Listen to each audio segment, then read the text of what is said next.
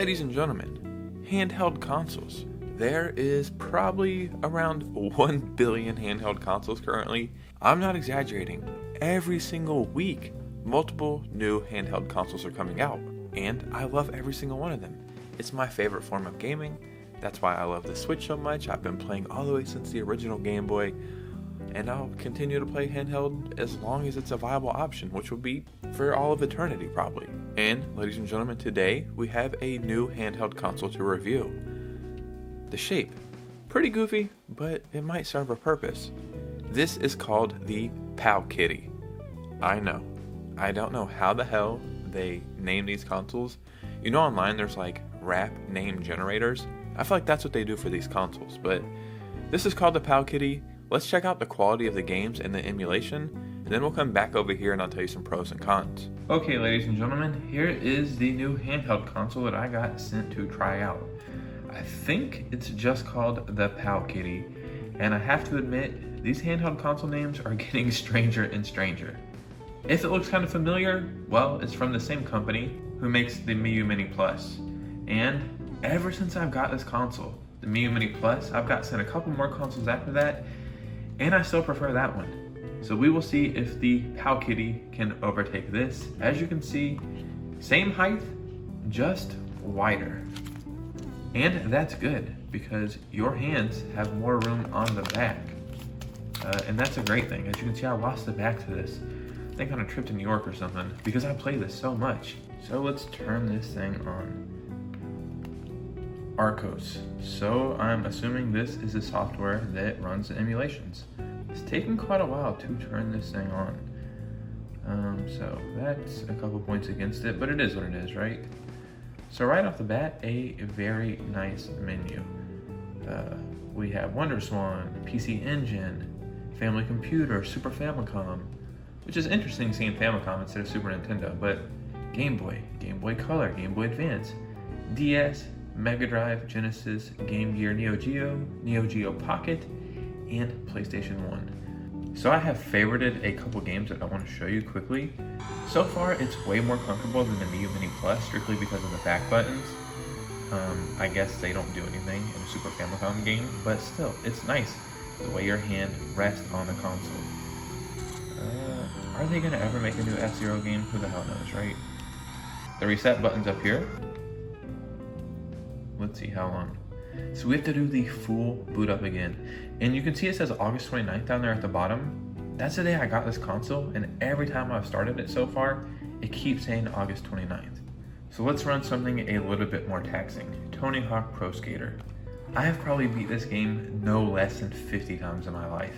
I've been playing it all the way since the PS1 demo disc at Pizza Hut days. I played this the other day, right? And I saved the game. And when I tried to play it again, my save was not there. So maybe that's just an issue I'm having, where I didn't figure out how to save it properly, but yeah. We're gonna have to turn down the music in this. Best soundtrack, pretty much of all time in a game. We'll turn the music down so I don't get copyrighted, but I'm pretty sure we can still play the sound effects and we'll get a real feel of this.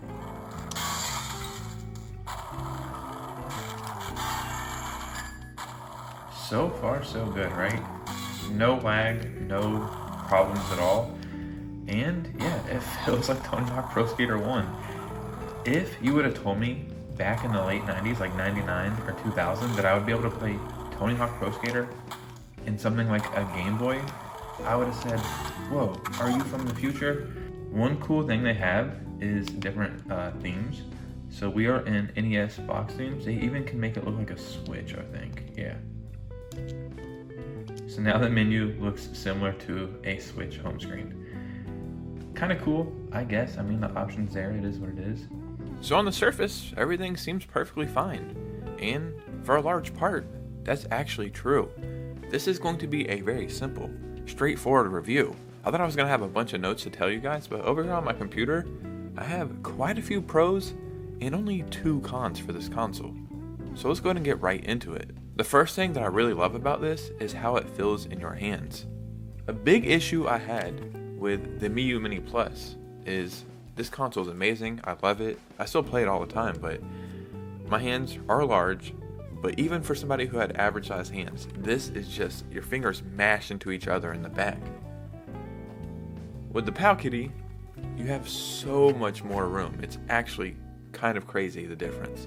A huge difference too, and it really affects your gameplay. My hands were comfortable, and I never had any problems like pressing buttons or playing games. I didn't even really run into any issues, so making this console wider, even though it looks like the shape of SpongeBob, it really does serve a purpose. And it has a bigger screen. I can't remember how big the Miu Mini Plus screen is, but this screen is 3.5 inches, and yeah, I love it. It does have a bezel right there. I think that's what that thing's called on the screen. So I wish it would have extended the whole way, but I know that they do that probably to make it look similar to the Game Boy or something. But yeah, the screen is great, and it has a decent amount of games to play right away. A lot of people, when they get these consoles, they like to add their own ROMs and tweak it a little bit. I like to review these from the perspective of the average consumer.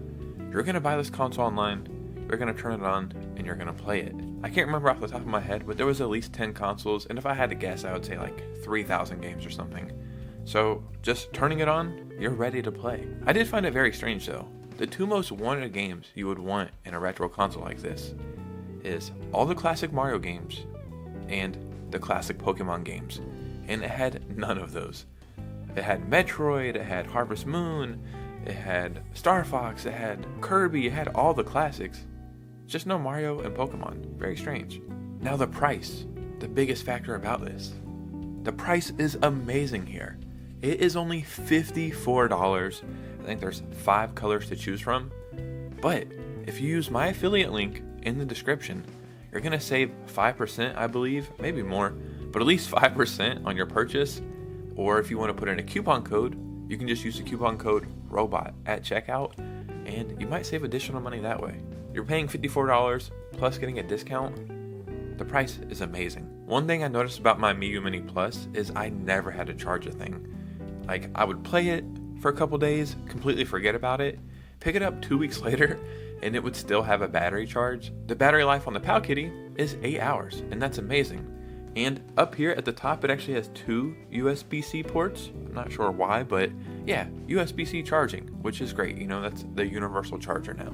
Now let's get into a couple cons, and I really only have 2. The first thing is, no matter where I looked on this entire console, I could not find any volume buttons. Like every handheld console in the history of the world has volume buttons somewhere on the console, or at least maybe a touchscreen option. I couldn't find that. In comparison, this is a Miu Mini Plus. The volume buttons are right here. On the POWKIDDY, there's a minus sign here and a plus sign here, so you would think, oh, that's a strange place for volume buttons. But at least they're there. But when you would click these, absolutely nothing would happen.